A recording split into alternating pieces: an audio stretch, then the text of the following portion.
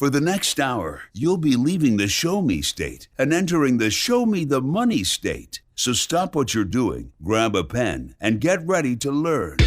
Randy and Jake Floyd of Floyd Financial Group will be your guides for straight talk and honest answers about living the life you deserve in retirement. So prepare to be empowered. Now, here are your Show Me the Money hosts, Randy Floyd, Jake Floyd, and Jeff Shade.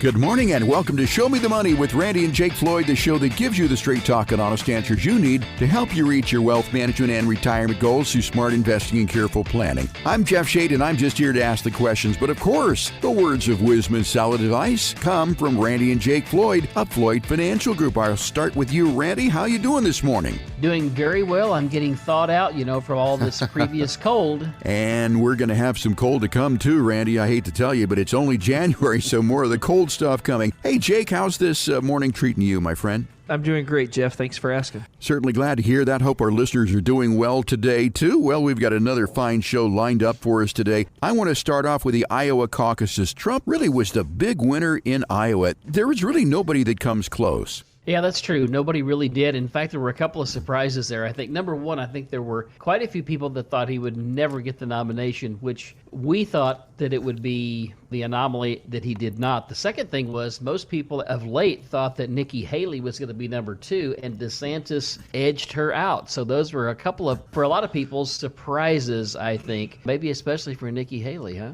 I think the weather played into that some. So, in Des Moines, I have a friend up there, a business colleague that lives in Des Moines, and he physically could not get out to get to the caucusing sites because they had 20 plus inches of snow on the ground, and it was negative 15 with 20-mile-an-hour winds whenever the caucusing started. I think there was a lot of people that couldn't get out, and I think that played into Trump's hand a little bit because I think that a lot of people that support Donald Trump are pretty hardcore about it, and we're getting out come heck or high water. So even considering that there are some people who couldn't get out, do you think that if they could get out, that the result would have been really any different than it is? I don't know. I think, I know there's Nikki Haley supporters out there. I haven't met any yet, but right. I know they're out there somewhere. I'm just glad that I didn't have to get out in the negative 35 wind chill with 20 inches of snow on the ground trying to cast my vote. However, I absolutely would have had it been the case. Yeah, I do think, though, you guys, I really think probably the people that stayed home more than anybody else were the people that are a little bit more vulnerable, us old folk. Yep. That don't really want to go out into the negative 20 and negative 25 weather. And I would say this, that based on what I am just hearing from people in my office as I talk to them on a daily basis, the vast majority of those people, I don't know, I'm going to say over 60, there's a whole lot of those Trump supporters out there. Trump said last week that the stock market was going up because he was leading in the polls against President Biden. What do you think about that comment? I think he would like to believe that. I do think there's maybe a little bit of that helping the market. I think a lot of what's helping the market is interest rates coming down. And so as long as interest rates keep coming down, the market's going to like that. Right. How much of that has to do with Donald Trump?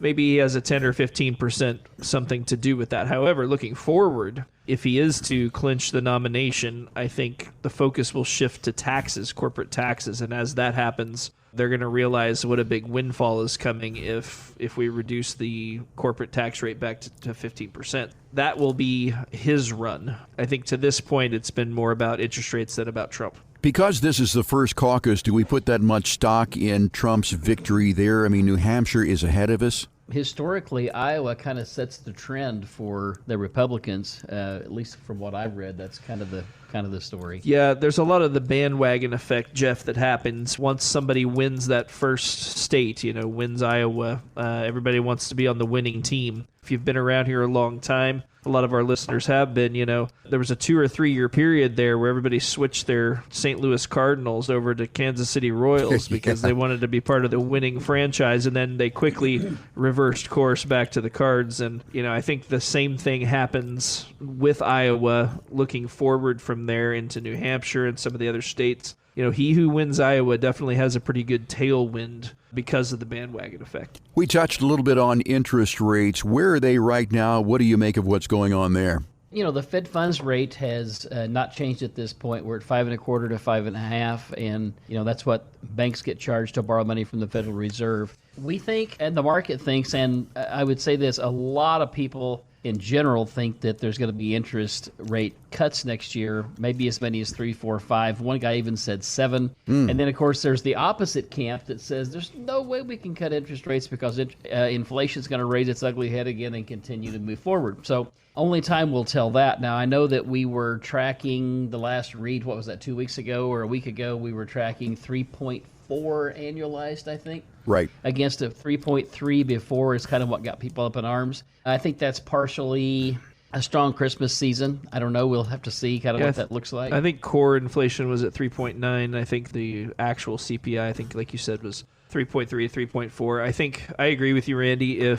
I don't think the Fed is going to be in a hurry to lower interest rates. However, any sign of weakness, they will not hesitate. Right. So I think they will leave them alone unless there's weakness. But we start seeing weakness in the economy, we start seeing inflation creep up, or we start seeing the unemployment rate or labor force participation changes to the negative, I think they will not hesitate to start cutting rates. Yeah, I agree.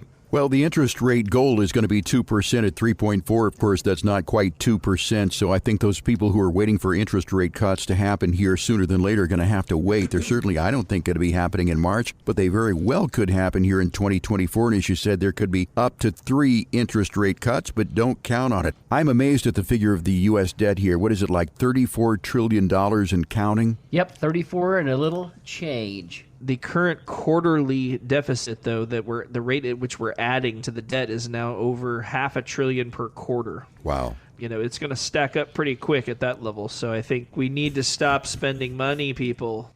I don't know how Congress can look at the things that we're spending money on and be like, well, that's essential. Right. All these things that don't matter, some of which go against the very fabric of our nation. Yep. Again, many of which are just simply unnecessary. Probably a third of the budget could just go away and nobody would even notice. The only way to fix it is to lower spending. We're not going to be able to tax our way out of this problem. We're going to have to reduce the spending. If you have a 16-year-old daughter at home, and she likes to go to the mall, and you're not going to be able to make enough money to satiate the spending habits. No. You have to get her to stop spending. And it's kind of the same way with the economy here. Now, nothing against 16-year-old daughters, right, Jake? No, Yeah, of course no. not. Not at all. I'm just an analogy. Don't take anything personally here. That's right. Who do we owe this debt to, though?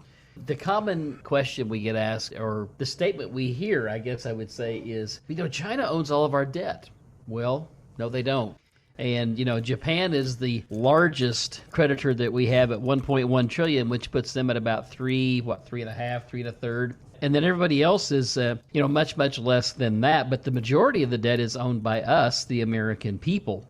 Some people are not going to like this comment, but as we look at government entitlement programs, that's partially where a lot of this debt is coming from. We're propping people up. And I'll tell you where I have trouble with propping people up, Jeff, is this. Mm-hmm. People that have worked in the system and have paid the system for 20, 30, 40, 50 years, I have no problem paying them what they're due because they've invested in the system. Those that have not invested or put one dime in the system, I got a problem with that. I'm willing to help anybody for a while, but if somebody moved in with you, Jeff, and you were a nice guy and you put them up for a month or two, while they got their feet on the ground trying to get a new job and all that sort of thing, and then you come home one afternoon and they're laying dead on their back on your couch watching TV, watching Judge Judy. Or they moved into your bedroom, Right. and they're in your bed, and they bring their dog in, and, all these types of things. I mean, if you give people an inch, they'll take a mile, Right. know. And again, I do think I'm totally with Randy. I'm more than happy to help people. But at some point, there needs to be a little bit of effort on the other side. We're talking with Randy and Jake Floyd of Floyd Financial Group. We're talking about current events, and I want to wrap up this segment by talking about some of the advancements in healthcare that have occurred in 2023. All the rage are weight loss drugs. I mean, everybody's wanting to take a shot, do something like that in order to lose weight.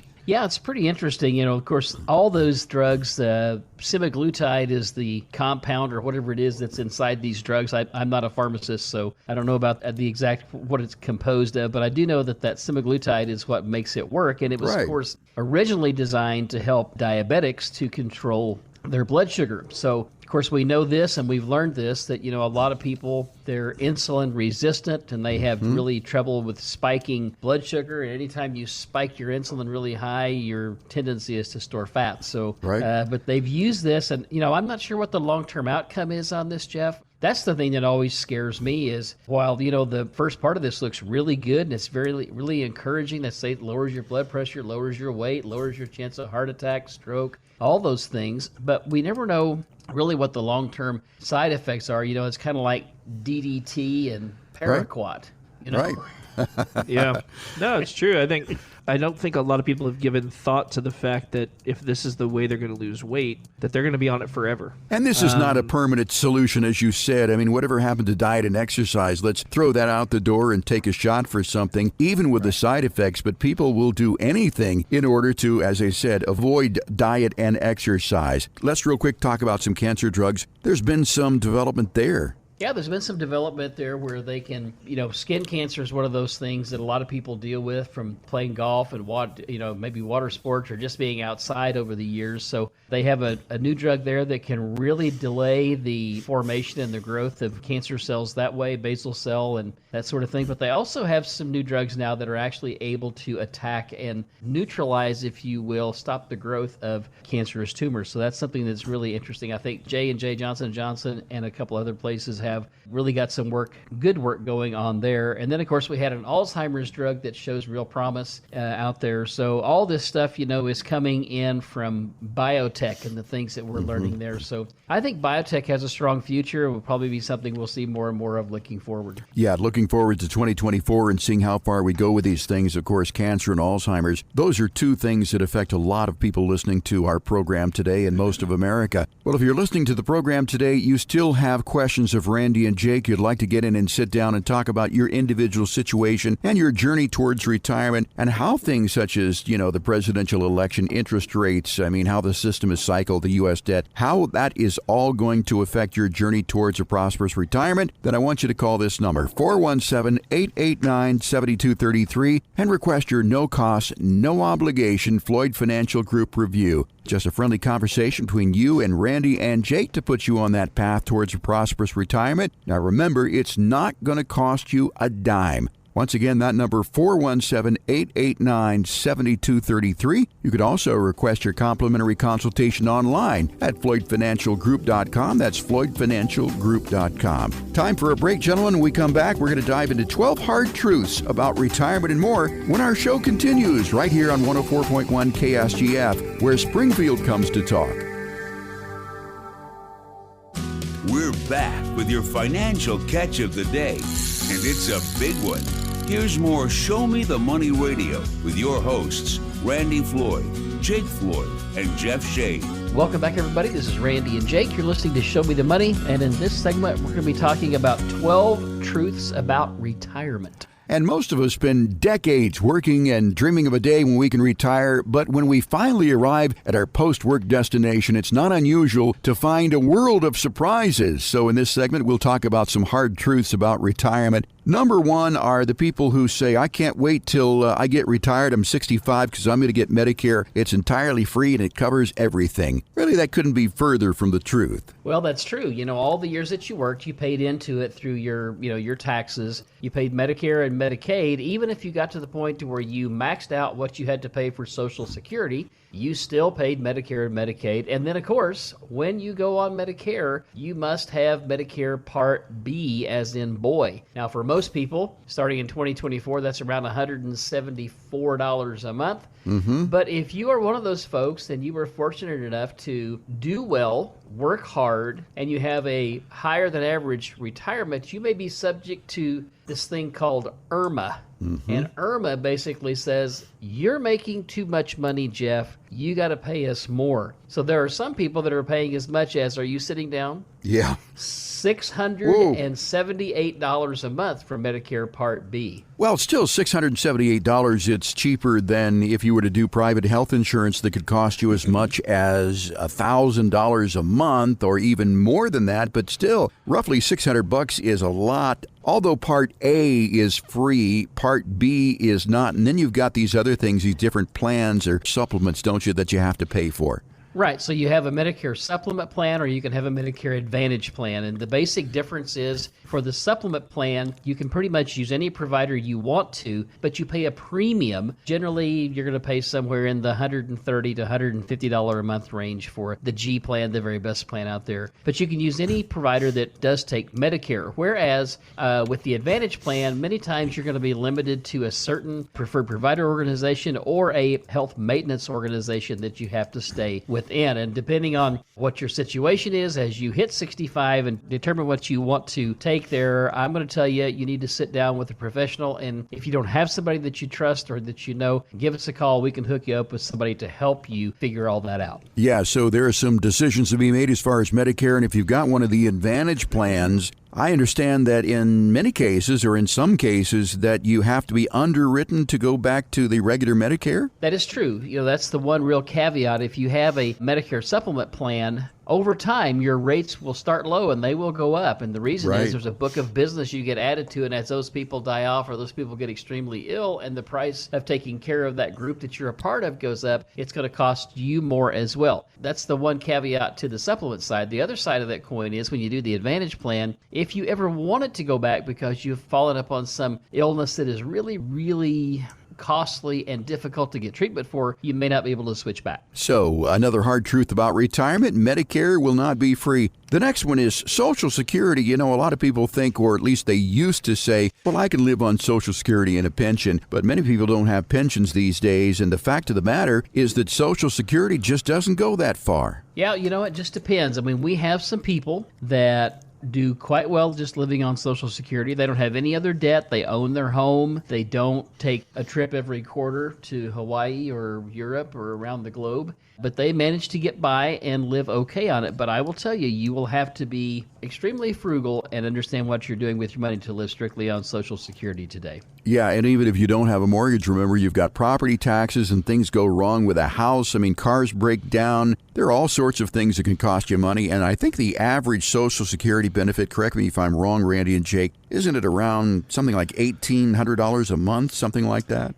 Yeah, for the average across the country, Jeff, I would say that that's right. Know that there's people that have less benefit than that and some that have quite a lot more. In fact, now the maximum benefit if you work to age 70 and you've max funded is around $4,400 per month. Yeah, I think, too, Randy, one thing to note is that people in Missouri got a pretty big windfall this year with Social Security not being taxable at the state level. That's a pretty big boost to us. I think there's a couple other states that had that go through. But, depending on your Social Security check, if you're paying 5% for the state, you got $2,000 a month, that's $100 a month raise. So that's a pretty good one for a lot of people. Yeah, so just do the math, and if you can't live on Social Security alone, the answer might be just going back to work, and more people are doing that. The next one is, for sure, you will wish you had saved more. I would say that that's the case for most people, yes. Right. The thing that's kind of a hard reality, when a person does get to retirement age and they turn on their income, whether that be just Social Security or they turn on their income from that and maybe their investments, and they start to see what the effect is on their investments, especially, we've come through a period here of a couple of years where we peaked at the end of 2021 in the stock market. Mm-hmm. Then we fell almost 20% between January and December of 2022. Then we rallied back and got a little bit north here through January of 2024. But through that time frame, people were living and spending out of their accounts, and they were watching them go down and go down and go down. And it's kind of a hard reality. It's a different thing to face because now you don't have a job or a paycheck coming in, and you know that you got to rely upon that. So it's very important that whoever is handling your finance for you and helping you through retirement, that they understand, number one, the psychological effect on you that it's going to have so they can help walk you through it. But number two, they got to build portfolios right so you can survive it. We're discussing 12 hard truths about retirement with Randy and Jake Floyd of Floyd Financial Group, and I touched on this just a little bit. Number 4, housing will remain your biggest expense. Yeah, the joys of home ownership sometimes. Or the lack thereof. Oh, yeah. Well, what's interesting is I remember when we paid our house off, my wife got this thing in the mail that she had never seen before. Yeah. And she said, "What is this $4,500 tax bill? Does this have to do with our trust?" And I said, "We used to pay our taxes into an escrow account with our house payment. Right. Since we don't have a house payment, we just have to write the check now. She goes, oh, okay. Yep. A lot of people will never experience that, though. I think housing is going to remain a big expense for most people. If you have everything paid off, while it kind of sucks to write that tax check or the insurance check, it still is dramatically reducing your overall housing expense for the year. Still doesn't feel good to write that check. Another hard truth about retirement, Randy and Jake, is your dreams of retirement, well, they may not match reality.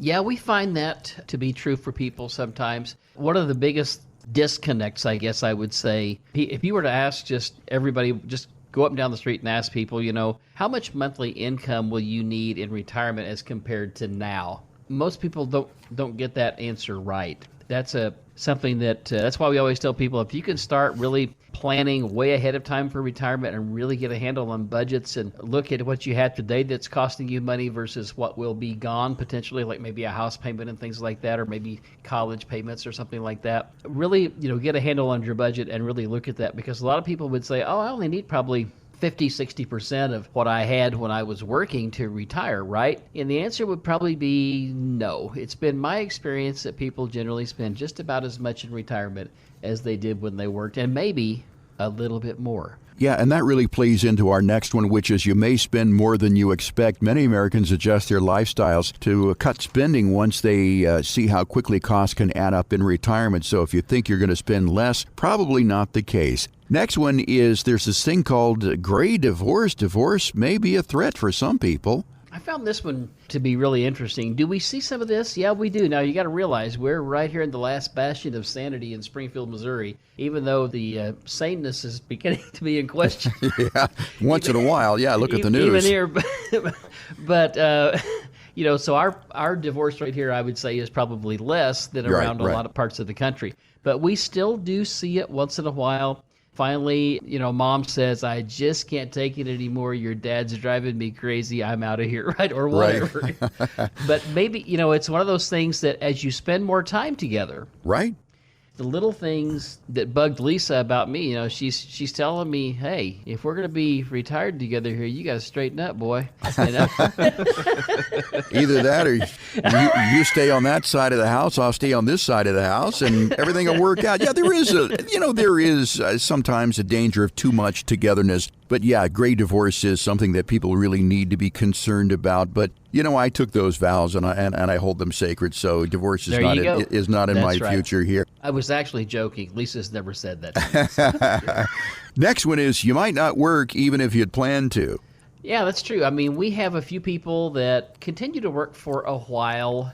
There are some that say, yeah, I don't think I'll ever stop working. And then all of a sudden the opportunity presents itself and they do, or maybe sometimes they get downsized at work. We've seen some of this, and there are people that could get jobs elsewhere. And as you know, Jeff, my goodness, for people with experience in lots of fields, right? Consulting on a contractual basis, working part-time, working from home, something that's certainly easily attainable today for a lot of retirees. You're right. A lot of them, when they get out there and they say, yeah, you know what? I just don't like having my schedule dictated to me anymore. Yeah, and when you go to the hardware store, mostly those are older people working there, and they're not doing it because they need the money. They're doing it because they just like the social interaction. After all, you've worked for 40 plus years. You can't go from being around those people to just, only being around your spouse. We're talking about 12 hard truths about retirement. Next one is if you've never volunteered before, you're not going to start doing this in retirement. I think there's probably some truth to that. My mother-in-law, I remember watching her over the years. She was always volunteering for something, and then she did. But now she's gotten to where she doesn't either. But I think that the thought process that you're going to volunteer in an area that you know that you're comfortable in after being paid for it for all those years, I don't know that you're ready to do that. And I will tell you this too. Volunteering is kind of a thankless job. To some extent, yeah. I mean, you see the benefits of it, but you don't get a paycheck for it. Yeah, I know what you're saying. But also, you're held as accountable as anybody else for things, and you're there on a voluntary basis. Yeah, I would say that if you have already been volunteering a lot, you will find more time to volunteer. if you're not somebody that's really volunteered in the past, you're probably not going to find it to be the way you think it's going to be. And the next one is retirement can be especially lonely for single men, and the stat is that women outlive men most of the time, and a robust 71% of women who live alone are satisfied with the number of friends that they have, but for men it can be a little more difficult. Next one is health issues likely will catch up with you. You know, it's been said that when you're born, if you were to look at a scale, and let's say that when you're born, you're 100% healthy. Mm-hmm. And the day you die is when you're 100% not healthy. And all, Right. all along the way, Stands to reason. You're kind of, you know, through age 25, I understand we grow and we're developing, and then we start to die from there. But you're in degrees of health. And that's right. Eventually, it will catch up with all of us. And there's two schools of thought on that. One guy said to me one time, he says, Randy, I want to live long and die short, not live long and die long. Right. Meaning, I like that. he didn't want to go to the nursing home and live there 5 years, right? And none of us Right. do. I mean, he still lives life to the edge and continues to go and does things that a lot of people would say, are you crazy? We all got to go some way. I don't know if we'll ever get to go exactly on the terms we want, but I often tell people, I just want to wake up dead in my own bed. Yeah, there you go. And our final hard truth about retirement is that you may be disappointed at first. That definitely hasn't been the case so far for Mr. Floyd sitting here. He's been loving every second of it. Yeah. Yeah, a lot of people by this point know that, you know, I'm a part-timer here now. So I've gotten to enjoy some retirement for the last going on 7 months. Yep. And I have to tell you, I'm not looking to come back full-time. Yeah.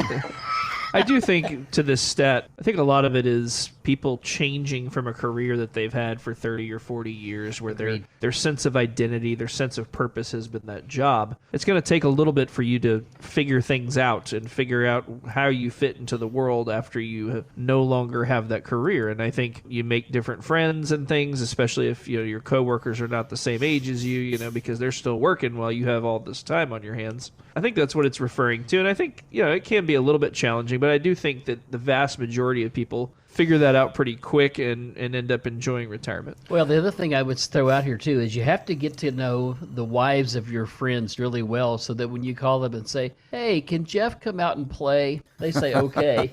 There you go. You just go back to being a kid again. We've been talking with Randy and Jake here about the hard truths about retirement. If you've got questions about that, you want to avoid some of the hard truths, you really want to get a retirement reality check, once again, we're offering that at absolutely no cost and no obligation for you. That's 417-889-7233, a chance for you to sit down with Randy and Jake and talk about your journey towards retirement. Make sure that it's everything that you'd always hoped that it would be. Once again, 417-889-7233. Here we are early in the year. Why not take advantage of the opportunity we're giving you right now to get yourself off on the right track? 417-889-7233. You can call this weekend if you want. You can also request your complimentary consultation online at FloydFinancialGroup.com. Time for a break. When we come back here in our radio program today, we're going to be talking about some misconceptions about annuities when our show continues after this. Ready to climb a mountain of financial know-how? Good, because it's time for more Show Me the Money with your financial Sherpas, Randy and Jake Floyd. Welcome back, everybody. This is Randy and Jake. You're listening to Show Me the Money. And in this segment, we're going to talk about 7 misconceptions about that dirty 4-letter word that's actually closer to 10 letters, the annuity. And then we're going to talk about the truth of the matter. Yeah, and so many people have misunderstandings about annuities. I think it is one of the most misunderstood financial tools out there. You hear some people who say that they hate annuities, other people say that they love annuities. So let's look at the pros and cons of annuities. They may not be for everybody. So the first one, I think, is that people have a misconception that all annuities have very, very high fees. Is that always the case? That is not always the case. So let's talk about that briefly. And this is going to be a little bit of a long-winded response to that, but I think people need to understand this to get a grasp on this. So when did the variable annuity, now a variable annuity is an annuity that's tied to the valuation of the stock market. When did those become really popular? They became really popular in the 80s and the 90s. And the reason was the 401k was new. Money was flowing everywhere into the market because prior to that, only wealthy people invested in the market. But with the advent of mutual funds proliferating and the insurance companies, doing the variable annuity to put money into accounts that were tax deferred, it caused them to really grow. So if you think about it, if I'm a person, I'm funding my retirement accounts to the max, and I'm looking to put money someplace where I can grow it and grow it tax deferred because I'm paying 35 to 40% in income tax. Well, if you tell me I can save my 40% and only pay a 3% fee for a variable annuity and still get market performance, people in those days were saying, well, that's a no-brainer. I'm saving 37%, is how they looked at it, okay? Now, let's fast forward to today's times and reality. Today, people are very, very conscious of the amount of fees they're paying. I'm very conscious of the amount of fees I'm paying. I don't want to pay any more than I have to. I want to pay what makes sense for me to pay. And sometimes paying a fee is okay. Not always, but sometimes it is. So when we look at annuity contracts today, they have morphed into these things that today we have straight up fixed annuities that are paying 5.5%. Right now you can get 5.5%. Maybe in some cases there may still be some 6% money out there.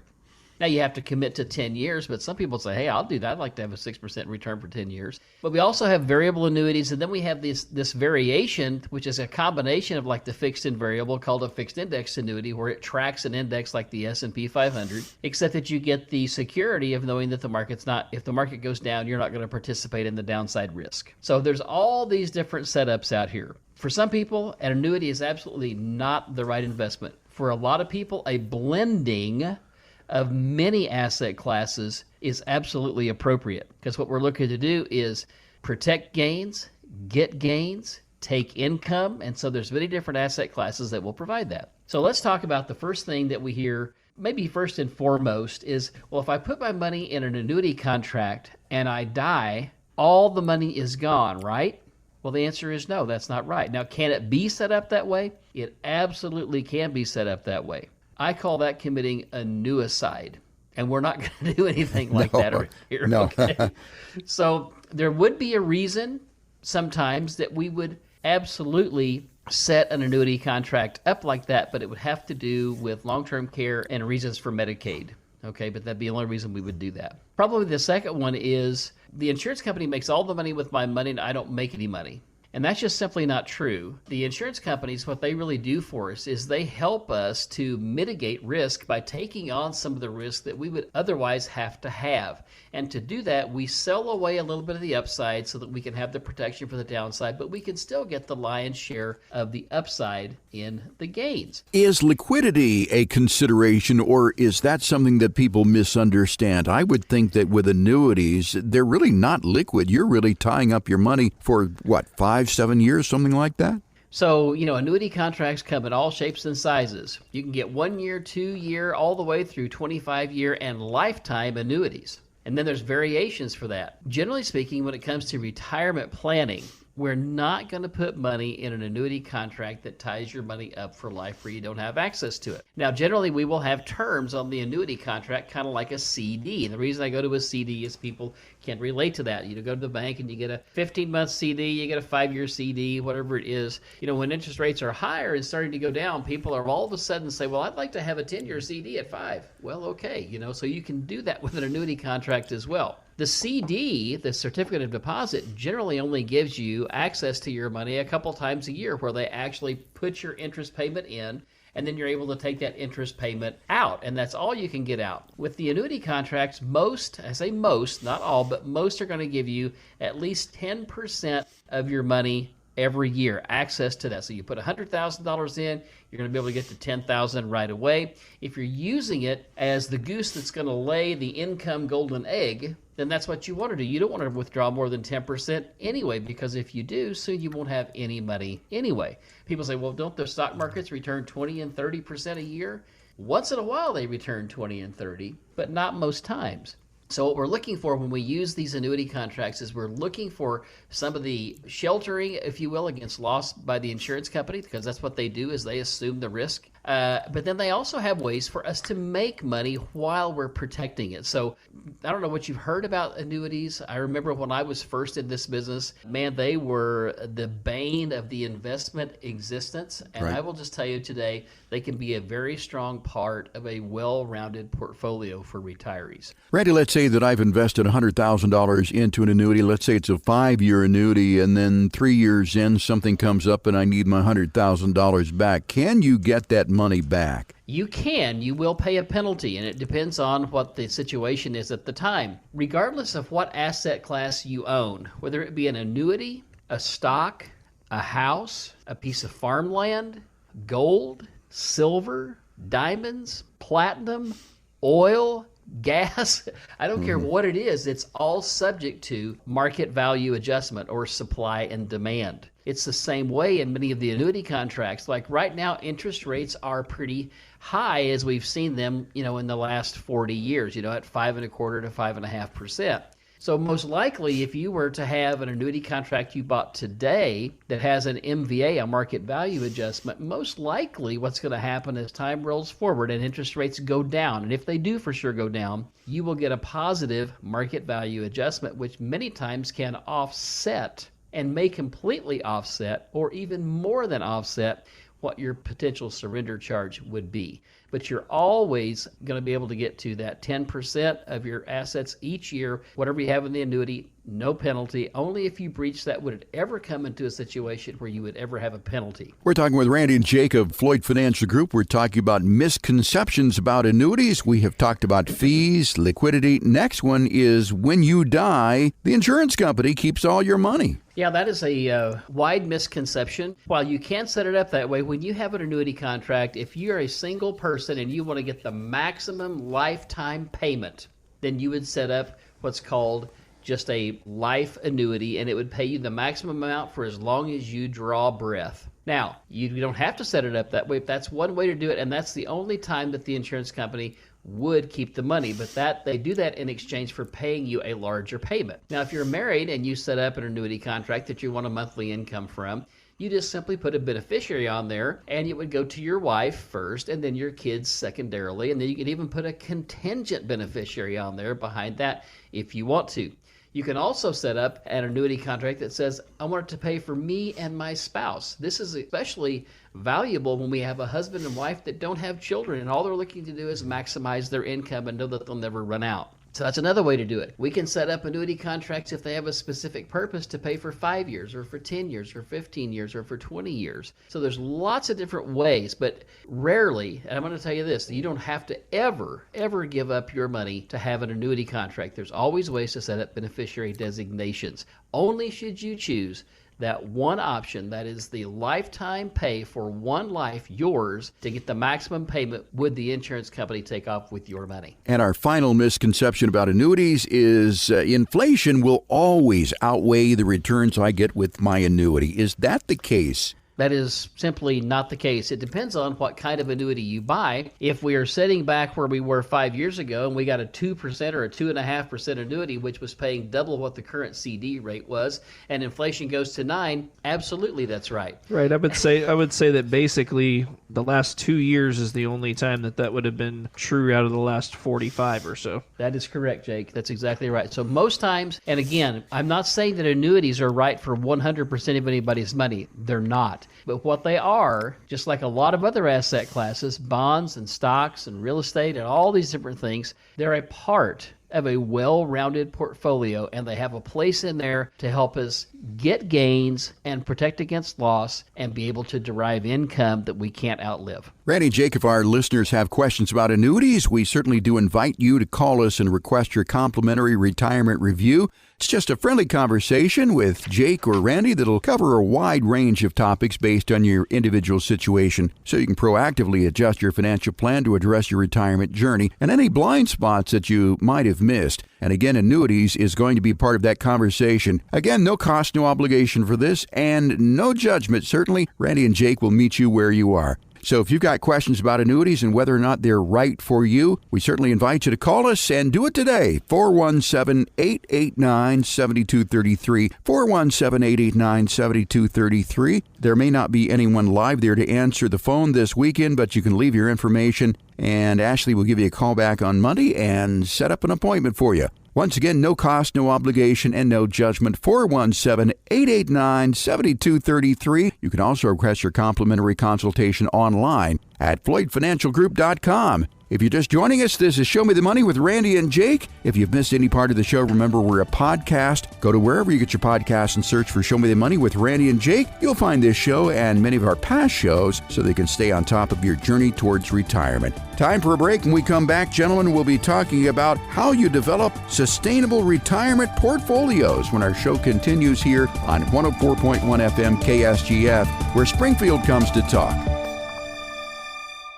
People of the Ozarks, step away from the fishing pole and prepare to be shown the money, because we're back with more straight talk and honest answers with Randy Floyd, Jake Floyd, and Jeff Shea. Welcome back, everybody. This is Randy and Jake. You're listening to Show Me the Money, and in this segment, we're going to be talking about how do we develop a sustainable retirement portfolio. And it's not as simple as some people may think, with the big box advisors, it's stocks and bonds, and that'll do it. But really, there is a lot more to a sustainable retirement portfolio and what I'll call a comprehensive retirement portfolio. So where do we start with this journey here? Yeah, so I think the first thing, Jeff, is for us to help people, we really need to know and understand our client. We need to sit down with them and just have a heart-to-heart as to how do they see retirement? What are they really wanting to accomplish or do during that time frame? Everybody's goal is so different. For some people, they want to go home and sit on the back porch and watch their cattle and their grass grow. For other people, they want to travel the world. For some of us, we want to run and swim and bike and fish and, all those things. It just, everybody is different. First and foremost, we have to understand what's important to them and make sure that we're helping them to meet those retirement goals that they had in their mind and their heart for a while. Yeah, and I think a lot of people neglect that you really get to know the person. They're robo-advisors, and I've been reading about how AI is going to be taking over financial planning, but I think robo-advisors and artificial intelligence, do they really get to know the client? Well, here's the thing I would say. I don't know. and maybe this will be true. I'm not sure that a robot is ever going to have and know your feelings, Jeff. No. It may, maybe sometime after our lifetimes, but for right now, that is something that it just cannot do. So that's so important to know how people feel about different things and to design a plan based on those feelings. So knowing the client, very, very important, and that's a good jumping off point. Next one is going to be Social Security. Is maximization of Social Security, is that the only thing, or tax savings down the road, does that play into the conversation? A little bit of both, Jeff. I would say this, that Social Security and when to take it, everybody has a different take on that. If you go out to the web and say, when should I take Social Security? I would say that you would probably see, more than anything else, you need to wait till 70. And I'm sitting here going, I'm 67. Should I have waited till I was 70 to take Social Security? Probably not. And there's a lot of people that come in and they want to take it at 62. And there'd be some people say, well, that's just wrong. You've cut your paycheck for life. So a couple things, again, it's going to depend on the person. You need to know your client. So maybe they have a health issue. Maybe they are just sick and tired of being sick and tired. They want to take Social Security at 62 and do some part-time work. Maybe they got some little, gig work they want to do to make a little bit of money. They can still make up to around $23,000 a year and not have to give any of it back. Maybe they've already retired. Maybe they have a pension. Maybe they were in law enforcement and they have already worked their 20, been retired for a few years there, and they just want to have the extra income for Social Security. There's so many things to factor into it. The other thing is, Jake has said this many times, if you tell me the exact day that you're going to die, I can tell the exact day that you should take Social Security. Yeah, I was going to say, too, that I think really the main question, and it really goes down all those things you just said, Randy, but how many days are you guaranteed after today? Right. You're not guaranteed tomorrow. 0, right? So knowing that really should be a major factor in deciding when to take Social Security. Most of the analysis people do, they say, well, if I don't take it, and then there's 3 years between when I would have taken it and when I actually took it, it's going to take me 10 or 11 years to break even. Well, that assumes a 0% rate of interest on the money that you would have taken from Social Security. If you start factoring in a 4 or 5% return on that money, given the fact that you don't know when you're going to die and all those things, there's a lot of times where, it may not make sense at all to wait. Really, when you stop working is probably the biggest factor in when you should take Social Security, because you're limited in how much money you can make if you take it early, and so on and so forth. But that's one of the biggest things we drill down on when you come in for your complimentary review. And you can run the information through one of those Social Security optimization programs. But again, it's going to give you a rough result as to when you could take Social Security. But again, getting back to that, knowing the client, that is another factor that plays into when someone should take Social Security. We're talking about developing a sustainable retirement plan with Randy and Jake here, Floyd Financial Group. Next one is going to be simply savings. Pretty basic. How much money have you got? When we talk about savings, I think we need to break this out, and we're going to talk about 3 different categories, what I would potentially call savings. One is, how much money have I just got sitting in the bank somewhere for emergencies and that sort of thing? And that's really what we're talking about here. Secondly, which we'll talk about in a minute, it's the 401k and retirement plans, and then we'll talk about pensions as well. But for just a savings account and just having money that you can access in case emergencies come up is really quite crucial. Plus, I will tell you that when you're in retirement, let's say that we have one of these economic downturns, and let's say it's a COVID that didn't last all that long, or maybe it's like the great financial crisis we had in 7, 8, and 9. Right.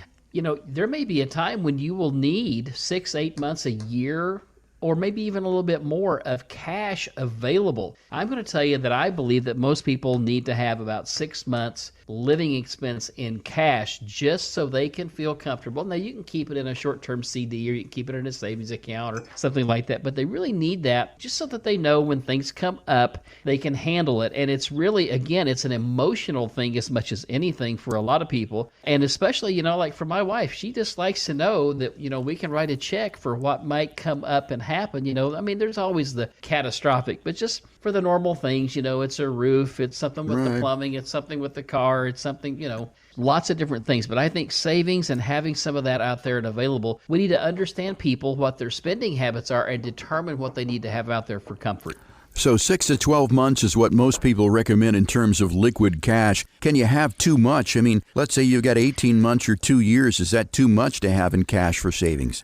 Yeah, at that point in time, Jeff, you're probably a little bit over the top, and you're just costing yourself money and costing you a little bit of a hedge against inflation. All right. So we've talked about knowing the client, Social Security, savings here in terms of sustainable retirement portfolios. Next one, as you mentioned, 401ks and retirement plans. Do most people have 401ks, IRAs when they first come into you? Yes, they do. And the thing I would say is, the 401k and the retirement plan, whether it's a 403b, which is kind of the nonprofit 401k, or a 457, a government type plan, most people have just been funding money in there and socking it away for all these years, and they've watched it grow and grow and go back down and come back up and go back down and come back up, and it comes back a little higher each time. For them, it's really one of those things where they know it's there, but how does that equate to my living, and how does that equate to monthly income that I can count on? That's one of the things we really have to drill down on, which again goes back up to, number one, we got to know our client. We got to know what their expenses are going to be, what they plan to spend, what their budget is, what they're going to want to do in retirement, so that we can really ascertain whether or not their Social Security and what they can draw from their retirement plan is going to suffice. And the next element of a sustainable retirement plan has to do with pensions. Now, how common are pensions these days among your clients? The last number I saw was about 16%. So we know that it might be slightly stronger here. We still have the FedMed here in town and several places that actually do pay pensions, city utilities, any of the people working for the state of Missouri, like,